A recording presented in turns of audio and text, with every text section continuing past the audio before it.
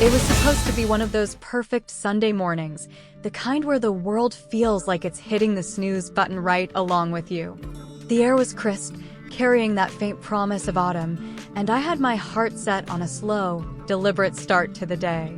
Picture this, me, barefoot on my porch, cradling a steaming mug of Earl Grey, the steam curling up like a lazy cat stretching in the sun. I'd planned to sink into my wicker chair, let the breeze riffle through the pages of a half-read novel, and maybe even wave at old Mr. Hensley as he shuffled by with his ancient beagle. My little slice of suburban heaven, my driveway gleaming in the soft light, my truck parked just so it was all primed for peace. But the universe, or more specifically, Karen, had other plans. I swung open my front door, still in my faded flannel pajamas, expecting nothing more than the gentle hum of a quiet neighborhood waking up. Instead, I was hit with a scene so absurd, so utterly invasive, it felt like I'd stumbled onto the set of a Hallmark movie directed by a maniac. My driveway, the one I'd spent hours pressure washing last spring, was gone. In its place was a full-blown wedding extravaganza, a gaudy carnival of excess that had swallowed every inch of my property like some kind of glitter-dusted kazoo. A massive white tent, the kind you'd see at a governor's inauguration, squatted smugly where my truck used to be. Its canvas flaps fluttered in the breeze, mocking me with their pristine folds.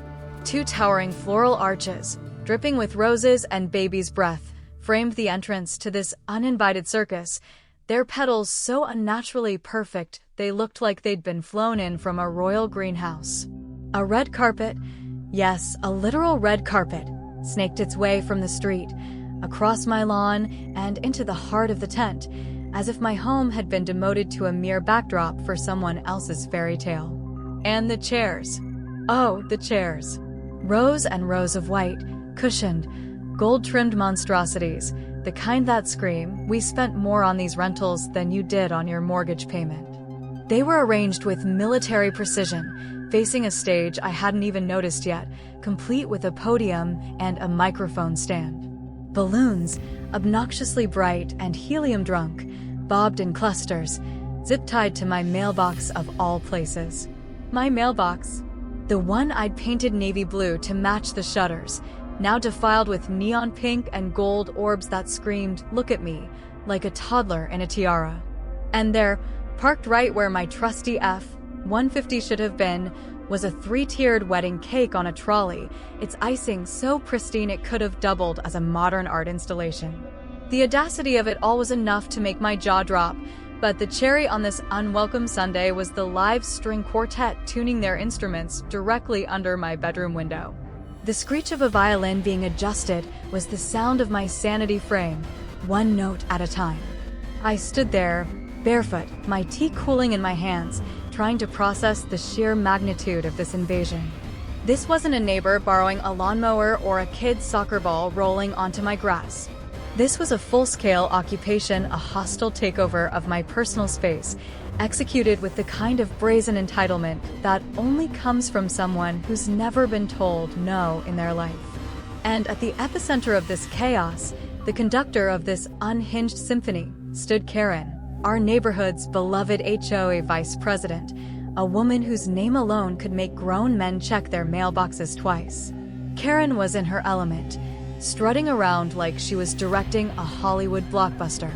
She wore a glittery sun hat that looked like it had been stolen from a Kentucky Derby reject pile, its brim so wide it cast a shadow over the poor florist she was berating. Her clipboard was clutched like a scepter, her walkie-talkie crackling with orders as she waved her arms, pointing at invisible imperfections only she could see. No, the roses need to be higher.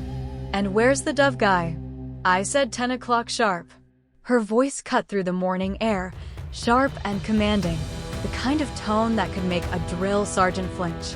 The florists scurried like ants, adjusting arrangements, while caterers in starched uniforms wheeled in crates of champagne, their polished shoes clicking against my concrete. My concrete. The same concrete I'd sealed myself, sweating under the July sun, now being trampled by strangers who didn't even have the decency to look me in the eye. I blinked once, twice, half convinced I was still asleep, trapped in some bizarre fever dream where my property had been annexed by a bridal magazine. But no, the string quartet launched into a tentative rendition of Pachelbel's canon, and the reality sank in like a stone. This was happening. Right here, right now on my land. I hadn't been invited. I hadn't been consulted. I hadn't even been warned. My home, my sanctuary, had been transformed into a wedding venue without so much as a post-it note on my door. The gall of it, the unmitigated nerve, was enough to make my blood simmer, but I was too stunned to react. My mouth hung open, my bare feet glued to the porch, as a man in a tuxedo nearly bowled me over, hauling a cart of crystal glassware. "Watch it," he barked, not even pausing to apologize. "Get the dove guy over here before Karen freaks out again," he shouted to someone behind him, his voice echoing off my garage. I tried to speak, to form some kind of coherent protest, but my brain was short-circuiting, overloaded by the sheer audacity of what I was witnessing. This wasn't just inconsiderate. This wasn't a neighbor forgetting to pick up their dog's mess or blasting music too loud. This was a deliberate, calculated act of disrespect, a middle finger to my privacy, my rights, my very existence as a homeowner. They'd chosen my driveway, as their venue, as if it were a public park or a community center, not the piece of land I'd paid for, maintained, and cherished. And Karen, oh Karen, she was the mastermind, the puppet master pulling every string, her glittery hat bobbing like a beacon of her unchecked power. I stepped forward, my bare feet meeting the cool wood of the porch, still clutching my now lukewarm tea. My heart was pounding, not with fear, but with a slow, burning anger that was starting to claw its way up from my gut. I scanned the scene again, taking in every detail, committing it to memory like a soldier surveying enemy territory. The tent stakes, I noticed, had been drilled directly into my concrete, leaving ugly gouges that would take hours to repair. My truck was nowhere to be seen, its usual spot commandeered by that ridiculous cake trolley. My lawn, my carefully manicured lawn, was already showing signs of abuse, tire tracks from the caterer's vans, a crushed tulip bed where someone had parked a folding table. And the balloons on my mailbox, those garish, helium-filled insults, swayed mockingly in the breeze, as if daring me to cut them loose. That's when Karen finally noticed me. She was mid-sentence, barking at a caterer about the placement of a champagne fountain, when her eyes flicked up and locked onto mine. For a split second, I thought I saw a flicker of guilt, a tiny crack in her armor of self-righteousness. But it vanished as quickly as it came, replaced by a smile so saccharine it could have given me cavities. She strode toward me, her heels clicking on my pavement, her clipboard tucked under one arm like a general's battle plans. "Oh, good morning," she chirped, as if we were old friends bumping into each other at the grocery store. "Don't worry, it's just for a few hours. You're lucky, really. Not everyone gets to host such a magical moment." I stared at her, my mouth still half open, my brain scrambling to process the absurdity of her words. Lucky? Lucky? I was standing in my pajamas, my driveway buried under a wedding apocalypse, my truck missing, my mailbox desecrated, and she had the nerve to call me lucky?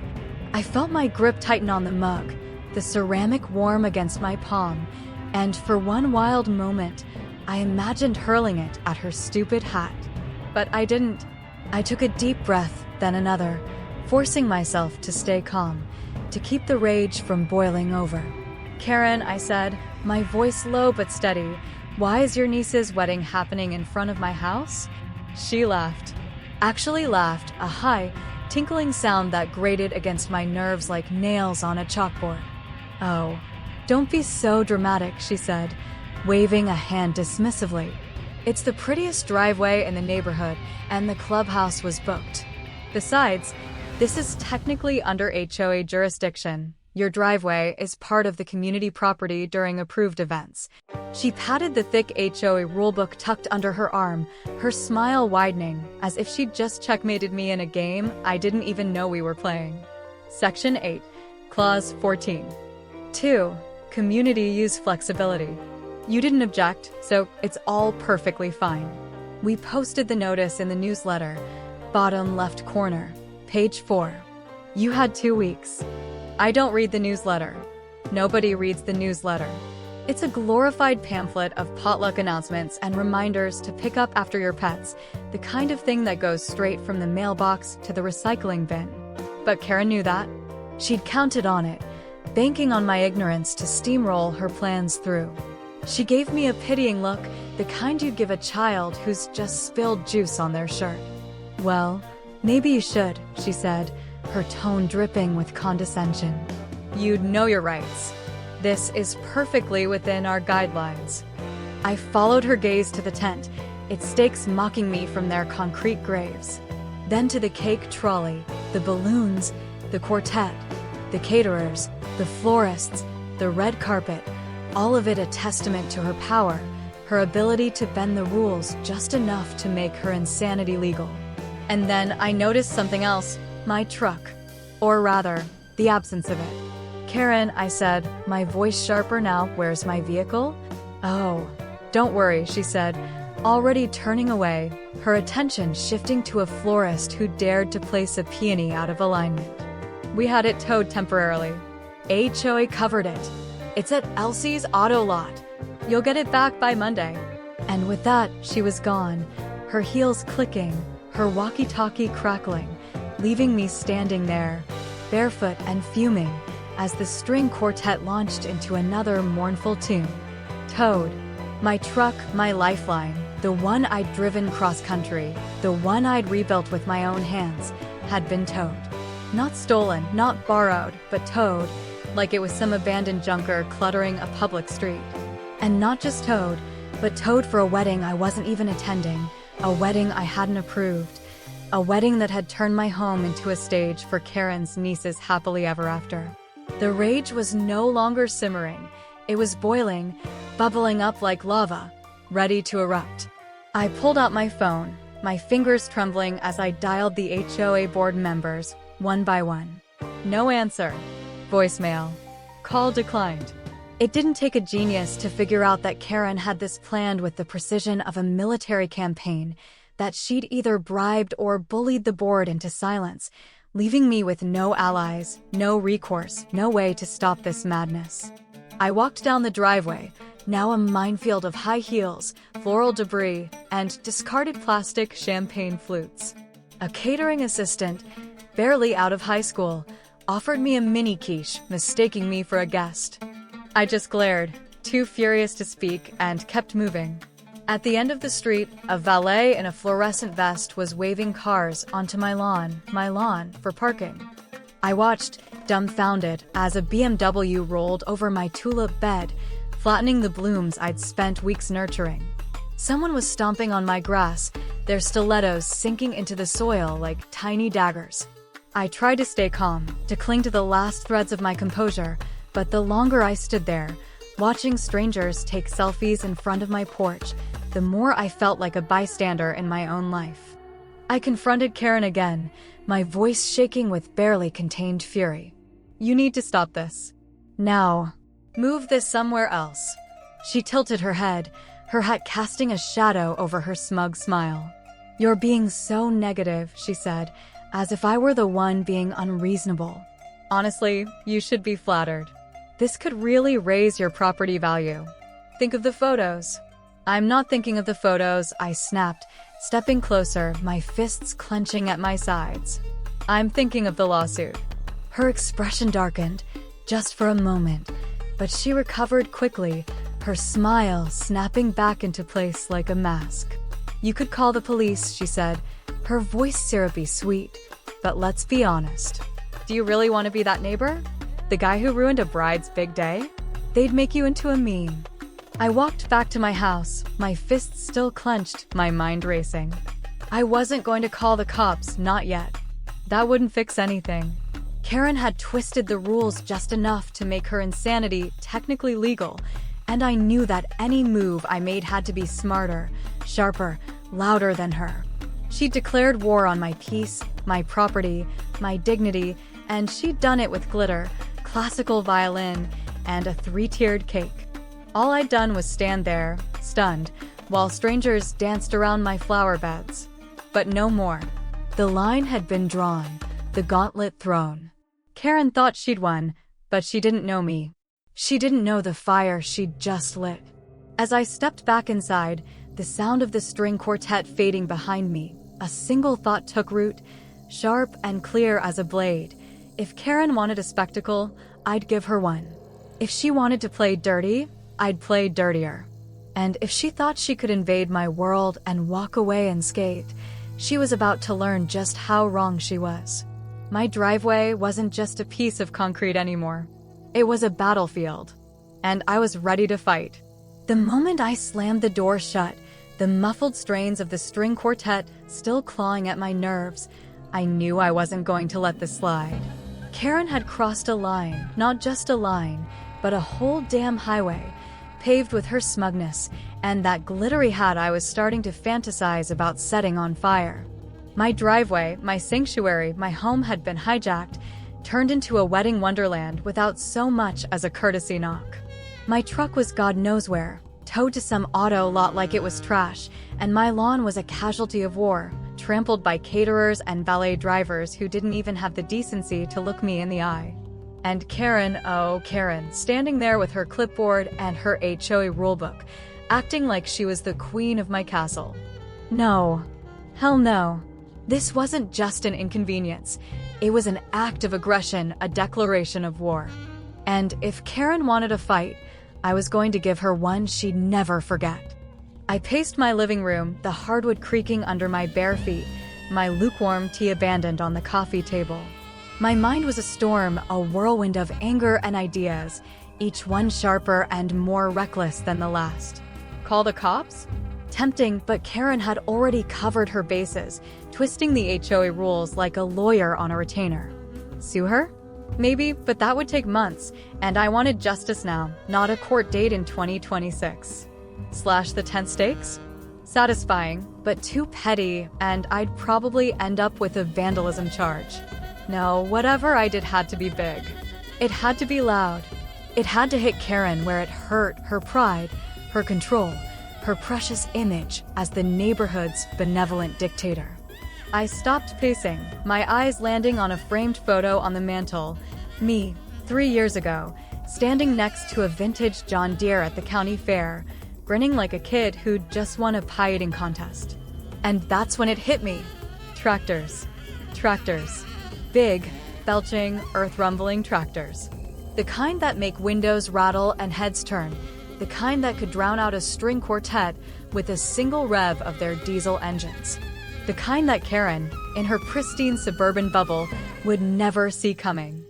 I could picture it already. A parade of iron giants rolling down our quiet cul-de-sac, their horns blaring, their tires kicking up dust, turning her niece's post-wedding brunch into a chaotic, mud-splattered nightmare.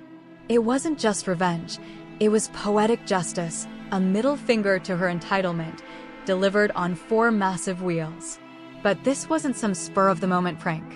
If I was going to do this, I had to do it right. Karen had played her game with precision, hiding behind HOA bylaws and fine print.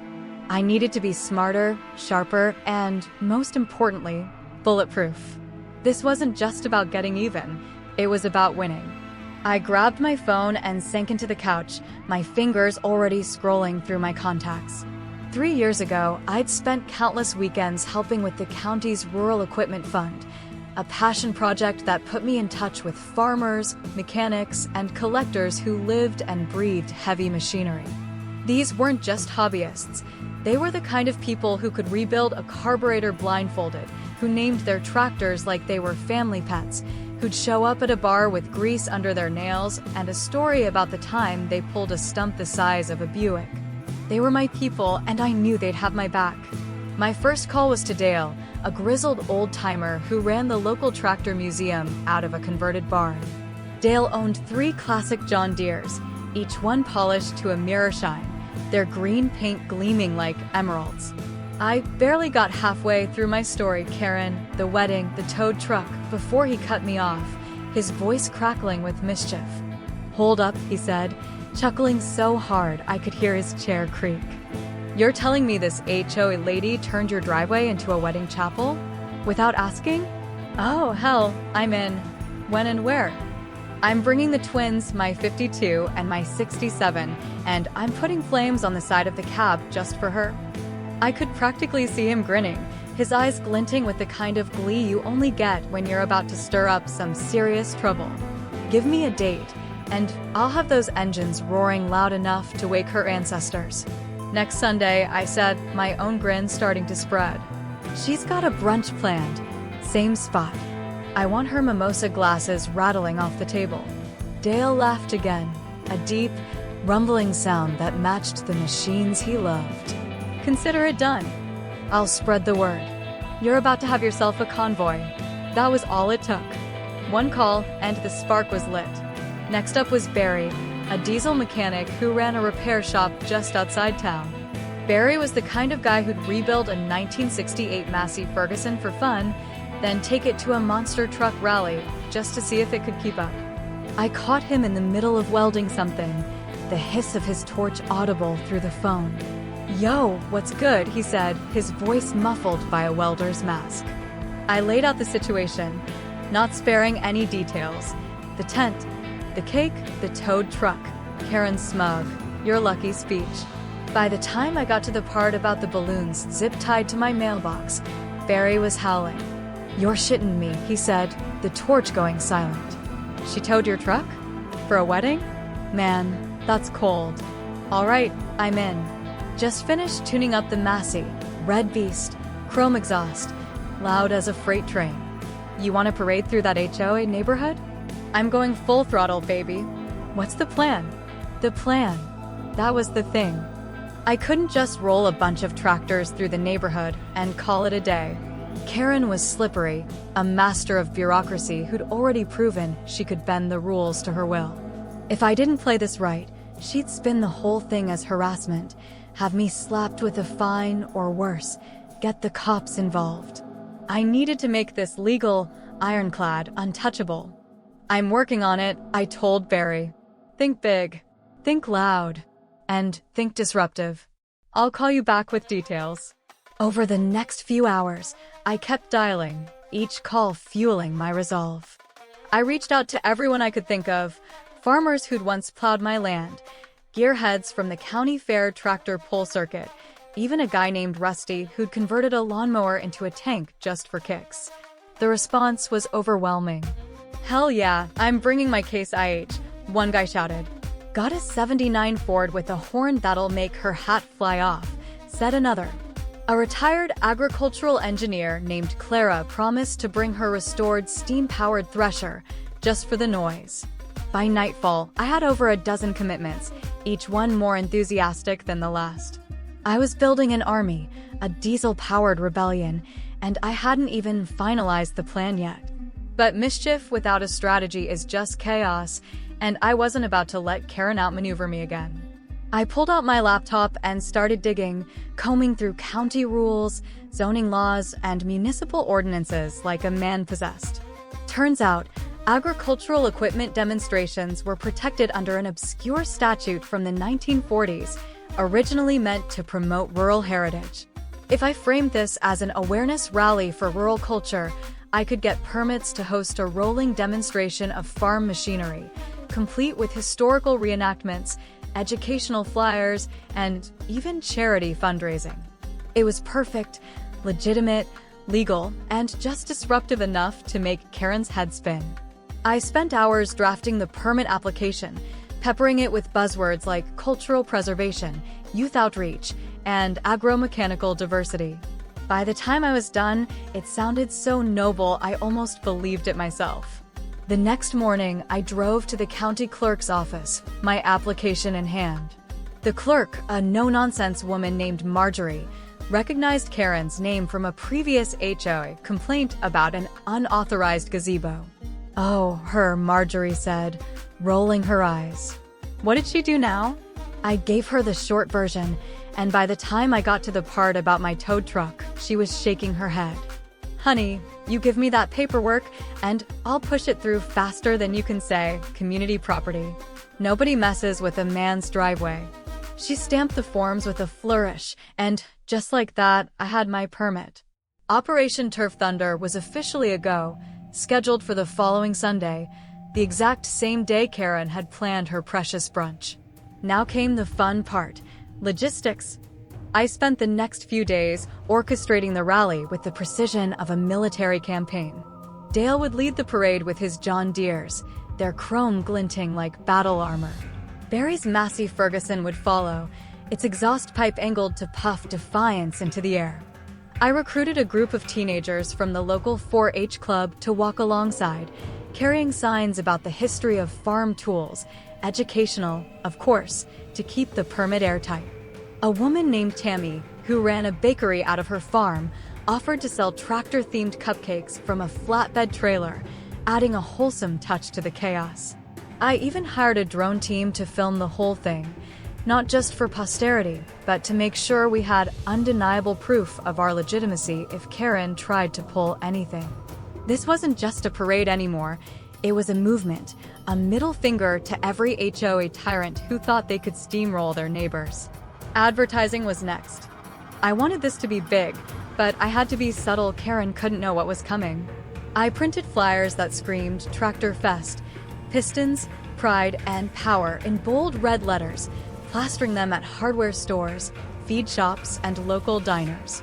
I handed them out at tractor supply stores, slipped them under windshield wipers at the county fair, and even got a buddy to spread the word through trucker CB radio channels.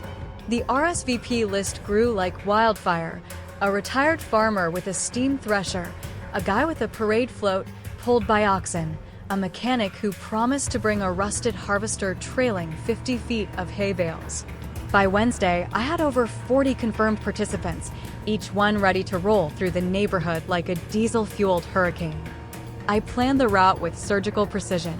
The rally would start at the edge of the subdivision, wind slowly through every street, and end right in front of my house, Karen's brunch zone. It would pass every resident who'd ever rolled their eyes at me, the country guy on the corner, and it would do so with flair, horns, banners, flags, maybe even a few cows for good measure. I wanted it slow, legal, safe, and utterly unignorable. To seal the deal, I ordered a batch of custom t-shirts for the participants, black with "Respect the Roots" in bold white letters across the chest. If Karen wanted a spectacle, I was going to give her one she'd be seeing in her nightmares for years. By Friday, the staging plan was locked in. Dale's John Deeres would lead, followed by Barry's Massey and 2 modified plow rigs with loudspeakers blasting Johnny Cash. The 4-H kids would march with their signs, Tammy would sling cupcakes, and the drone team would capture every glorious moment. I even found a guy who'd rigged a vintage tractor with a water cannon just in case we needed to mist the crowd for dramatic effect. The cherry on top? I submitted the rally footage plan to the local news, framing it as a celebration of rural heritage in the face of suburban sprawl. If Karen tried to spin this as harassment, she'd be up against a PR machine bigger than her HOA rulebook. The night before the rally, I stood on my porch, staring at the wedding debris still littering my lawn. Folding chairs, food trays, those ridiculous mason jar candle holders scattered like battlefield wreckage. Karen hadn't cleaned a thing, too busy planning her brunch, assuming she'd skate through this unscathed. She had no idea what was coming. I could barely sleep, my mind racing with images of her face when the first tractor rumbled into view. I pictured her mimosa slipping from her hand, her hat tilting as she realized she'd lost control. I imagined her screeching into her walkie-talkie, only to be drowned out by the roar of 40 engines and the triumphant blast of a tractor horn. This wasn't just about my driveway anymore. It was about every neighbor who'd ever been bullied by an HOA, every homeowner who'd had their peace stolen by someone with a clipboard and a superiority complex. Karen thought she could invade my world and walk away smiling. She thought she could hide behind her rules, her newsletter, her glittery hat. But she'd underestimated me. She'd underestimated the farmers, the mechanics, the people who'd built this land long before her cul-de-sac existed. And come Sunday, She was going to learn what happens when you poke a sleeping giant, or in this case, a sleeping tractor. The countryside was coming to the suburbs, and it wasn't bringing cake. It was bringing chaos, and I was ready to lead the charge. The sun rose over the subdivision like it was auditioning for a postcard, casting golden rays across the quiet streets, the manicured lawns, and the battlefield that was my driveway. I stepped outside, my boots crunching on the gravel, a clipboard in one hand and a thermos of black coffee in the other. The air smelled of fresh-cut grass and anticipation, with just a hint of diesel lingering from the machines warming up a half-mile away. Today was the day. Operation Turf Thunder was about to roll, and Karen, blissfully unaware, was setting up her post-wedding brunch like she was staging a royal coronation. Her white linen buffet tables gleamed under my hijacked tent. A harpist plucked nervously at her strings under a flimsy canopy, and rows of crystal glassware sparkled with the kind of precision that suggested someone had threatened the caterers with a ruler. Karen, in her oversized sun hat and a dress that screamed, "I'm in charge," barked orders like a drill sergeant, her walkie-talkie crackling with self-important static.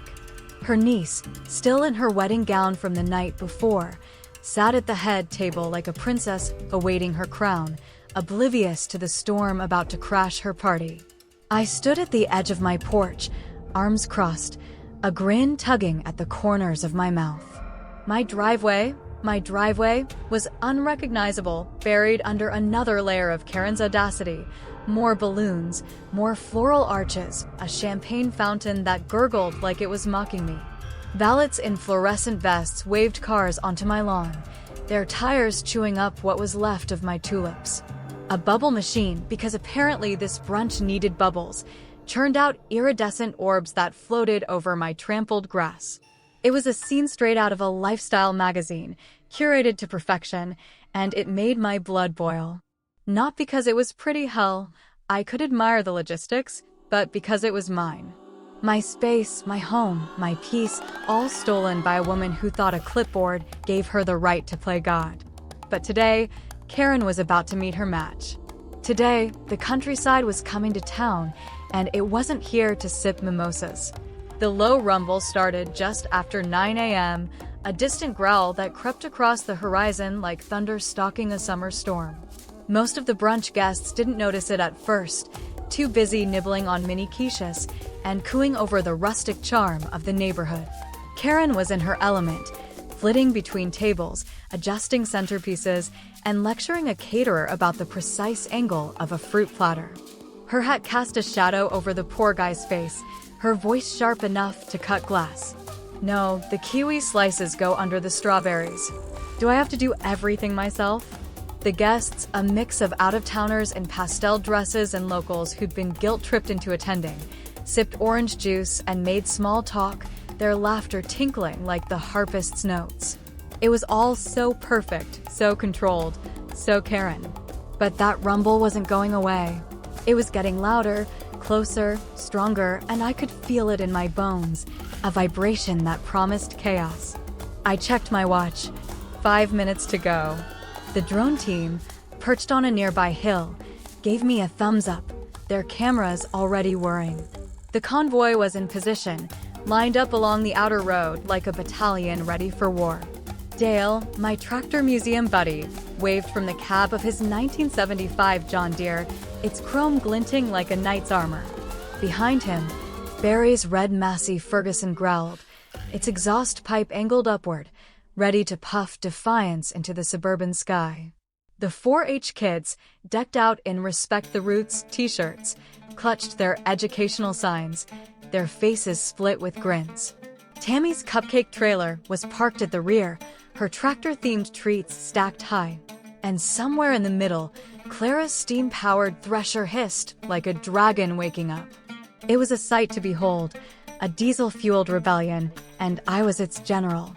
I gave the signal, a quick nod to Dale, and the engines roared to life, a collective bellow that shook the ground and sent a flock of startled birds into the air.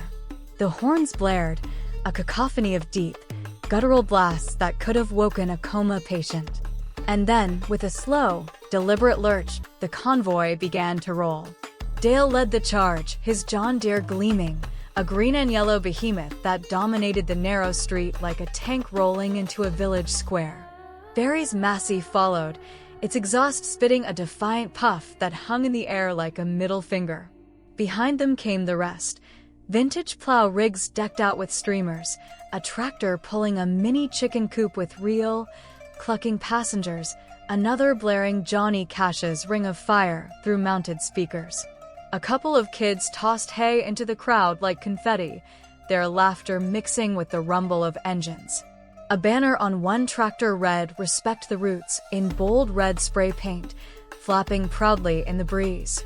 The brunch guests froze, their forks hovering mid-bite, their orange juice sloshing in their glasses. Karen, still fussing over a centerpiece, didn't notice at first, her back turned to the street.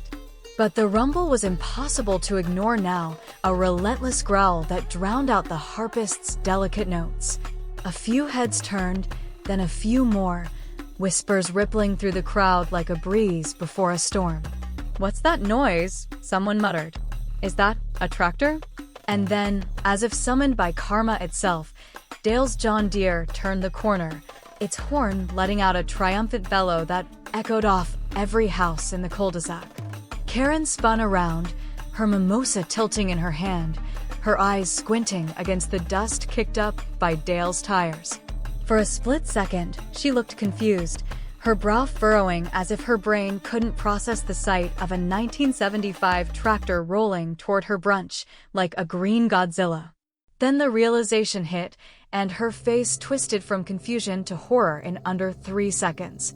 It was like watching a queen get splashed with mud by a peasant's cart, her carefully curated world crumbling in real time. The parade didn't stop, it kept coming, tractor after tractor, each one more audacious than the last. There was Rusty's converted lawnmower tank, its treads grinding the pavement. Clara's steam thresher hissed and spat, sending a plume of white vapor into the air. A modified plow rig with loudspeakers blasted barnyard sounds on a loop, moo, cluck, honk, while another tractor's water cannon misted the crowd like an agricultural baptism. The guests were in chaos now, some scrambling to protect their plates, others snapping photos with their phones, their jaws dangling. A woman in a pink sundress dropped her quiche, the pastry crumbling on my lawn. A guy in a seersucker suit tried to shield his champagne flute, only to get a face full of hay from the kids.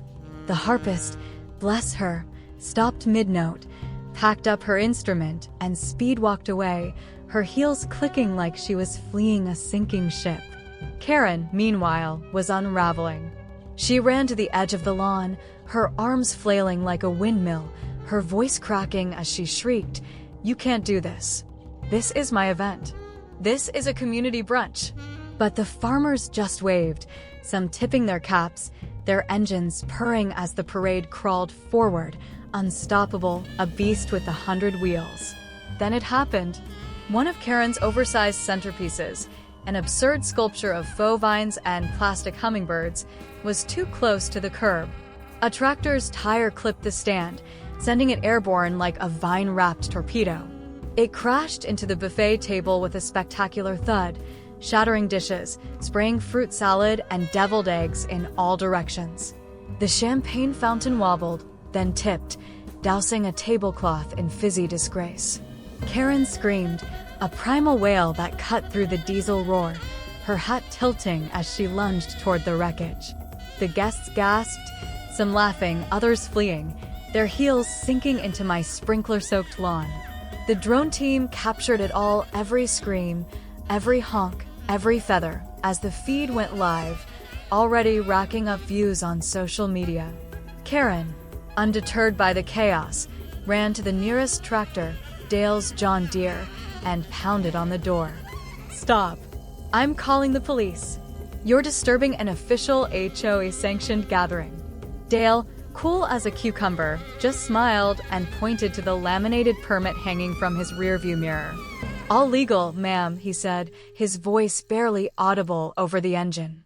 Karen's face contorted, a mix of rage and disbelief, her fingers jabbing at her phone with the fury of 1,000 angry emails. That's when the doves, yes, the doves she'd insisted on for ambience, lost it. Startled by the noise, they began flapping wildly in their cage, one of the rally banners snagging the door as it passed. The cage popped open, and a dozen panicked birds exploded into the air, wings beating erratically, scattering feathers and, well, droppings across the brunch setup. One landed on Karen's hat and refused to leave, its tiny claws gripping the brim like it was staking a claim. The crowd was a mix of stunned silence and barely suppressed laughter now. An elderly man sipping punch clapped politely as Clara's steam thresher rolled by, its sign reading, "Plow before power." A group of kids on the sidewalk cheered every time a tractor honked, the drivers obliging with increasingly dramatic blasts. Someone started live-streaming the parade under the title Brunch vs. Barn, the comments section exploding with laughing emojis and gifs of Karen yelling at a chicken that had wandered over from the coop float. My phone buzzed with notifications, a gif of Karen clutching her mimosa, captioned, "HOA meets OMG," was already at 15,000 views. The drone footage was going viral, every frame a testament to her downfall. Karen's niece, still seated at the head table, looked mortified, her brand new heels sinking into the mud as she mouthed, "I told you not to do this here." Her guests were abandoning ship, some grabbing their purses and hightailing it to their cars, others lingering to snap photos of the tractors like they were at a county fair. Karen tried to salvage what was left, rushing from table to table, shouting at caterers to fix this. But it was like watching a teacup hold back a tsunami. The tables were overturned, the linen soaked, the centerpieces reduced to kindling. Her perfect brunch looked like the aftermath of a barnyard brawl, and I stood there, arms folded, nodding respectfully to each tractor that passed, my heart swelling with something dangerously close to joy. The rally wound down after an hour, making its final circle past my house in a glorious, thunderous loop. The farmers waved, the horns blared one last time, and the crowd, those who hadn't fled, clapped like they'd just witnessed a Broadway finale. Karen, drenched in orange juice, feathers clinging to her dress, stood trembling like a storm cloud about to burst. Her hat was askew, her walkie-talkie silent, her rulebook nowhere to be seen. She marched up to me, red-faced and seething, her voice a low growl. "You'll pay for this," she hissed, her finger jabbing the air an inch from my chest. I raised an eyebrow, calm as a summer lake. "It's all legal, Karen." I checked. "Didn't you read the flyer? You had 2 weeks to object." Her mouth opened, closed, opened again, but no words came out. For the first time, Karen was speechless, outmaneuvered at her own game. I turned away, my grin widening as I watched the last tractor disappear around the corner, its banner flapping proudly. This wasn't just a victory, it was a reckoning. Karen had thought she could control everything, from my driveway to the neighborhood itself. But today, the neighborhood had roared back, and it sounded like diesel. As the dust settled, I walked through the wreckage of the brunch, stepping over shattered glassware and soggy napkins. The bubble machine was still churning, its orbs floating aimlessly over the chaos. A lone chicken pecked at a fallen scone, unbothered by the carnage. The drone team packed up, their footage already making waves online, and the 4-H kids high-fived each other, their signs propped against a tree.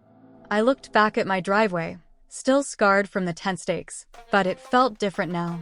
It wasn't just concrete anymore. It was a symbol, a line in the sand. Karen had tried to claim it, but I'd taken it back, and I'd done it with 40 tractors and a whole lot of heart. The neighbors who'd watched from their windows started to emerge, some clapping, others shaking their heads in disbelief. A few even came over to shake my hand, their usual indifference replaced by something like respect. "Never seen anything like that," one guy said, chuckling. "You showed her." I just nodded, too wired to say much. This wasn't the end, not by a long shot. Karen would come for me, I knew that. She'd call the cops, the HOA, maybe even a lawyer. But I was ready. The permits were airtight, The footage was undeniable, and the neighborhood had seen her for what she was, a bully with a clipboard, brought low by the very people she'd underestimated. The rally wasn't over, it was just the beginning. And as I stood there, the sun climbing higher, I knew one thing for sure. Karen's reign was done, and my driveway was mine again. The dust had barely settled from the last tractor's rumble when Karen launched her counterattack, her glittery hat swapped for a scowl that could curdle milk. As the final puff of diesel smoke dissolved into the crisp morning air, she stormed across her pristine lawn, phone in hand, dialing 911 like she was summoning an airstrike. Her voice echoed through the cul-de-sac, shrill and unhinged, tossing out phrases like unauthorized public disturbance, weaponized agricultural equipment, and, my personal favorite, rogue livestock.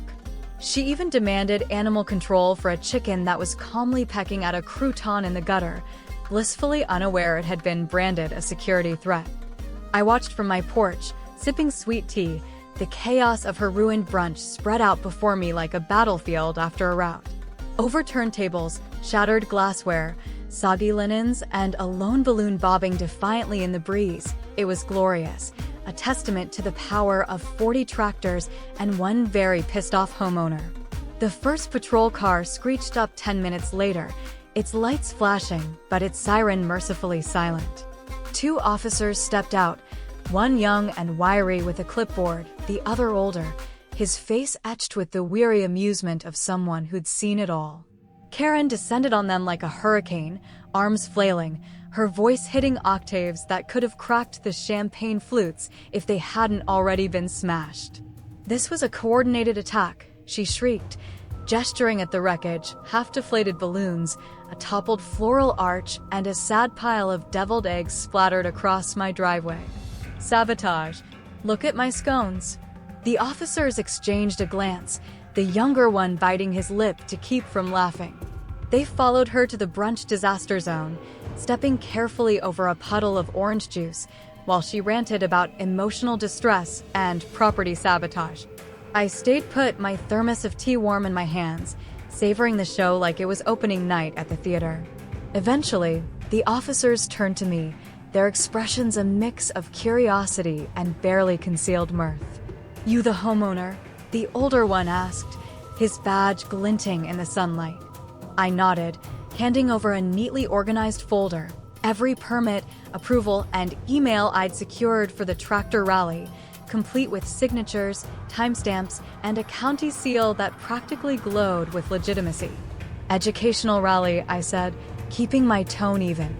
"To raise awareness about local farming history and rural contributions to suburban development." We even passed out brochures.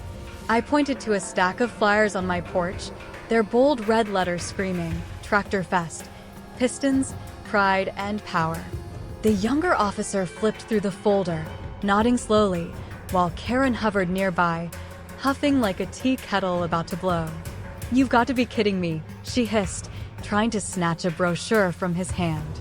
The officer pulled it back, his eyebrow arched. "Ma'am, everything appears to be in order," he said flatly. "In fact, it looks like your brunch event didn't have a permit. Did you submit anything to the city about staging a wedding on someone else's private property?" Karen's jaw dropped, her face a mask of stunned fury. "It's a community event," she sputtered. He didn't object. "Actually, I did," I said, pointing to a copy of the written complaint I'd emailed to the HOA board 3 days before the wedding. Never got a response. And Karen here claims she posted a notice in the HOA newsletter, but if you check page 4, bottom left corner, the font's smaller than a disclaimer on a pill bottle. The older officer chuckled, a low, rumbling sound that felt like a small victory. "Well, this one's above our pay grade," he said, closing the folder. "Sounds like an HOA issue." And just like that, they left. No arrests, no citations, no mercy for Karen's soggy, mimosa-stained reputation. What they left behind was even better. 2 very confused HOA board members, Brian and Lisa, who just arrived after hearing about the incident through their group chat. They stood in my driveway, staring at the wreckage with the kind of mortified expressions you'd expect from parents picking up their kid from a busted party. Brian, the treasurer, pulled me aside, his voice low. "You got any video from that drone feed?" I smiled, opened my phone, and within minutes, they were watching footage of Karen's greatest hits, authorizing the wedding setup on my property, directing valets to park on my lawn, arguing with neighbors about community unity, while stepping on my tulips. The kicker was a clip of her telling caterers to toss my garbage bins into the street to make room for the mimosa bar.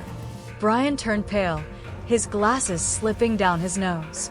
Lisa, a former lawyer, muttered 3 words, "This is bad." By sunset, the HOA board had called an emergency meeting at the clubhouse. The first time in a decade the place was packed. Neighbors who usually dodged HOA events like they were contagious showed up with popcorn, ready for blood. Karen strutted in, her hat tilted defiantly, but her confidence cracked when half the room turned to glare at her. The board chair banged the gavel, and the floor opened. One by one, neighbors stood, their stories pouring out like a dam breaking. Mrs. Hanley, a sweet widow, described how the wedding parking blocked her from getting to a hospital appointment. Mr. Chowdhury, a quiet retiree, said a delivery van couldn't reach his house. Kids recounted being chased off their own lawns by caterers who thought they were trespassing. The room simmered with anger, every story another nail in Karen's coffin. Then they played the drone footage on a projector. The moment Karen appeared on screen, shouting, "It's my event now," while shooing a neighbor's dog with a wedding program, the room gasped. Someone in the back yelled, "Is this a roast or a meeting?" and laughter erupted, loud and cathartic. The board tried to maintain order, but it was over. Karen had lost the room, the neighborhood, and whatever shred of credibility she'd clung to. By vote, she was suspended from the HOA board, pending investigation, the motion passing with overwhelming support. One person abstained, her husband, who slipped out halfway through the footage, muttering about taking up beekeeping. The aftermath was a thing of beauty, a neighborhood reclaiming its spine, and I stood at the back, arms folded, watching Karen's empire crumble. Word of the tractor rally spread like wildfire. A local news crew aired a segment titled "Farmer Fest Drowns HOA Brunch," complete with slow-motion shots of tractors rumbling past wilting floral arches. Memes exploded online. My favorite was a still of Karen screaming at the chicken, captioned "Live, laugh, livid." The HOA, desperate for damage control, revised its rules, adding strict limits on private event hosting, banning third-party valet services, and clarifying driveway ownership rights. My driveway became the case study for future HOA training, a cautionary tale etched in concrete and diesel fumes. Karen tried to salvage her reputation with a public statement, claiming she'd been misled by her niece, but it landed like a lead balloon. Her niece, to her credit, wrote a heartfelt apology, promising never to marry near farm equipment again. The Doves, last I heard, had taken up residence in Dale's barn, one of them refusing to leave like it was staging a sit-in. The rally's ripple effects went beyond Karen's downfall. The local school invited me, Dale, and Barry to speak during Community History Week, bringing tractors for safety demos and talking about rural roots. Kids climbed over the machines, wide-eyed, while parents snapped photos. Dale, ever the showman, dressed as a 1930s plowman and explained how tractors revolutionized farming. Barry gave an engine demo, miraculously avoiding oil spills. It was chaos, beautiful, educational chaos, and it sparked something bigger. By spring, we'd planned the second annual rally, now a full-fledged festival called Driveway Days, a tongue-in-cheek nod to its origins. Food trucks, vintage tractor races, a petting zoo. It was a celebration of resilience, community, and the reminder that even a quiet neighbor can push back when pushed too far. The city council co-sponsored it. Vendors signed up, and families came from neighboring towns, turning my driveway into a symbol of something greater than concrete. Karen didn't show up to Driveway Days. Rumor had it she spent the day inside, curtains drawn, blasting smooth jazz to drown out the parade. It didn't work. Barry's new tractor, with dual exhausts and speakers that could rival a rock concert, made sure of that. Dale waved at her window every time he passed, but I didn't. Silence, I figured, stung more.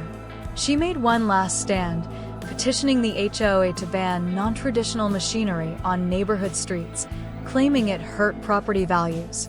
The board, now with new members elected post-rally, rejected it without debate. Lisa, the lawyer, smirked as she read the denial aloud.